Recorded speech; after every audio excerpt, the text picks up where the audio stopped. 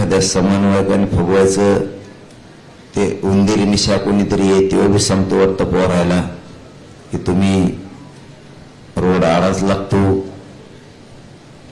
असं मला कळालंय. बेटे तो 2-4 बाऱ्या झालेला आहे. मी फक्त आंदोलनामुळे गप आहे. तो अंतराळले पण हेच केलं होतं एकदा. तो ह्या जिल्ह्यात पण हेच केलं, मुंबईत पण हेच केलं. तो मूक मोर्चाच्या टायमाला पण हेच केलं. तुला आम्ही चांगले ओळखून येत. तुला आणखीन एकदा सांगतो, तू माया नादाला लागू नको. तुला माहिती मी किती गंड्याचा आहे. मी जर मागा लागलो तो खुटाउपटीतो पुरा. असे चाळे करू नको. तुला घरी झोप, कारण इथं माझ्या जातीच्या आयुष्याचा प्रश्न आहे. माझी जात मला पुढे न्यायची आणि तुला नेत्याचं पायापासून सगळं चाटायचंय. तुला अशी सवय आहे पैशा पुढं. तो कसा मोठा झालेला आहे, तो आधी किती भिकारी होता हे सगळं माहिती आहे आम्हाला.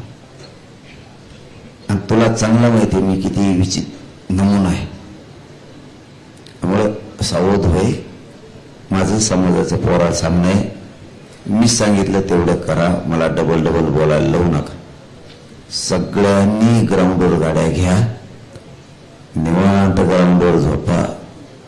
तिथं जेवणाचं अख्खे मुंबई जेवण इतकं जेवायला आणा लागलेत माझे खेड्यातले गरीब मराठी तुमच्यासाठी. आपण आपल्याला त्रास देवर आपण कमी नाहीत. आपण एकट्या मराठीची 5 ते 6 राज्य एवढी ताकद आहे एकट्या मराठीची. म्हणून आपल्याला थोडा त्रास झाला तर लोक टेम्पो ट्रक आणि कॅन्टर भरून भाकऱ्या पाठवायला लागलेत मुंबईला. त्याच्यामुळं तुम्ही ग्राउंडवर जा. मला माहिती आहे तुम्हाला मय आहे म्हणून एखाद्याच तुम्ही तसं करत बसाल. पण न्यायालयाच्या सगळ्या नियमाचं पालन करायचं हे समजून घ्या.